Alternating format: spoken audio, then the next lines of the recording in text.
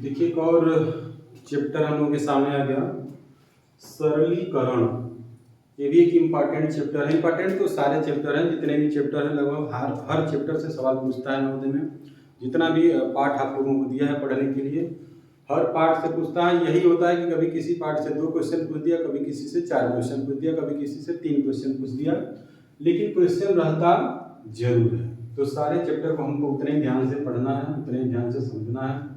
सरलीकरण, जिसको इंग्लिश में बोला जाता है सिंप्लीफिकेशन। क्या बोला जाता है? सिंप्लीफिकेशन। इसका रूल होता है, इसको इंग्लिश में बोडमस रूल भी कहते हैं। बोडमस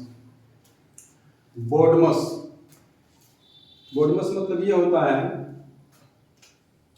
कि पहले ब्रैकेट खुलता है, बी से ब्रैकेट, ओ से ऑफ, बी ओ डी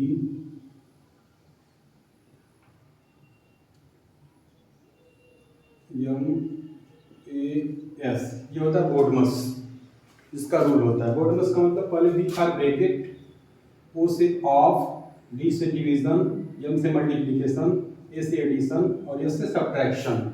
इसी नियम के अनुसार हम इस सवाल में आगे बढ़ते हैं तो हमारा सवाल आसानी से लग जाता है। और इस नियम का अगर हम फॉलो नहीं करेंगे तो हमारा सवाल नहीं लगेगा।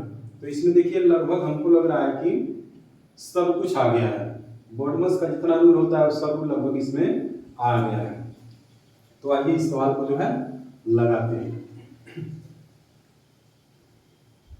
सवाल कह रहे हैं कि 63 का मतलब हो जाएगा मल्टीप्लाई ऑफ का को मल्टीप्लाई कहते हैं। तो 63 multiply 4/9 minus 40 plus big bracket 45 minus small bracket 50 divided by 10 plus 4 small bracket close और बिग ब्रैकेट भी क्लोज। अब इसी सवाल को हम लोगों को सॉल्व करना है। तो देखिए जो सिस्टम है सवाल का, सबसे पहले हम ब्रैकेट को तोड़ते हैं।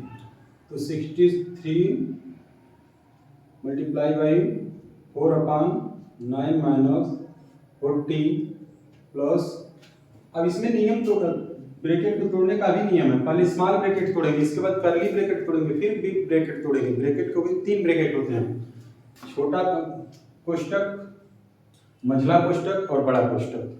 तो सबसे पहले छोटे कोष्टक को तोड़ते हैं, फिर मझले कोष्टक को अगर दिया रहता तो वो तोड़ते हैं, फिर उसके बाद बिग ब्रैकेट को तोड़ेंगे। तो यहाँ पे हमारा हो जाएगा 45 और इस कोष्टक को तोड़ेंगे तो 10 से 50 कितनी बार में कट जाएगा? 10 25 50 और 5 और 4 9, तो 45 माइनस 9 यहाँ पे हो जाएगा। ठीक है, 45 माइनस 9 हो जाएगा।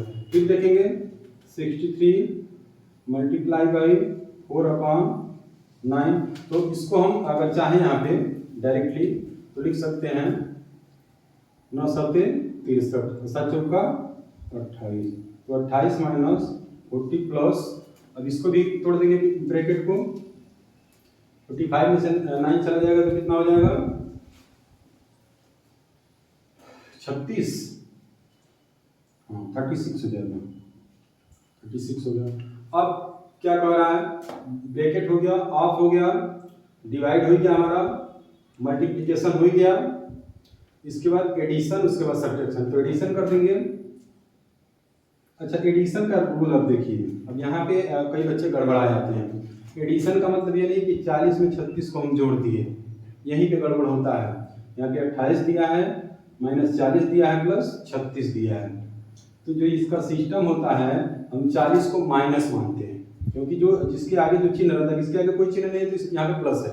किसी भी अंक के सामने अगर कोई चिन्ह नहीं रहता है तो वो प्लस माना जाता है, लेकिन अगर उसके सामने माइनस है तो माइनस माना जाएगा और प्लस है तो प्लस माना ही जाएगा। कुछ नहीं है तो उस कंडीशन में प्लस ही मानते हैं। तो 28 के आगे कुछ नहीं तो प्लस हो गया, और 40 के आगे माइनस है तो माइनस हो गया, और 36 के आगे प्लस है तो प्लस हो गया। करते आते हैं कि प्लस को प्लस में ऐड करते हैं, यही ध्यान देना है। और यहीं पे बच्चे गड़बड़ हो जाते हैं, सारा लगा के सारा मेहनत करके यहीं पे गड़बड़ हो जाते हैं। तो प्लस को किस में जोड़ना है? प्लस में। तो प्लस 28 और प्लस 36 है, तो 28 में 36 जोड़ देंगे तो कितना हो जाएगा? 8 से 14 को 4, हाथ में लगा 1, 3 और 2 5 और 1 6, 64 माइनस 40। अब 64 में से 40 को घटा देंगे तो कितना बच जाएगा 24, और 24 ही हमारा क्या हो जाएगा आंसर हो जाएगा। तो एक एक स्टेप को अगर हम अच्छे तरीके से फॉलो करेंगे तो इस टाइप का सवाल हमारा आसानी से लग जाएगा, हमको कोई भी कठिनाई नहीं होगी। होता क्या है कि जल्दी जल्दी में हम जो है स्टेप को फॉलो करना भूल जाते हैं और हमारा गलती हो जाता है। और एग्जामिनेशन हॉल का जो प्रेशर होता है, जब एक बार गलती हो गया तो कई बार हम प्रयास करते हैं और वो हमारी गलती पकड़ में नहीं आती है। तो चलिए अभी सरलीकरण का और भी सवाल अभी हम लोग अभ्यास करेंगे, बहुत सारा अभ्यास करेंगे। आप लोगों का जहाँ भी मिस्टेक हो रहा होगा वो नहीं होगा। तो देखते हैं अगला सवाल।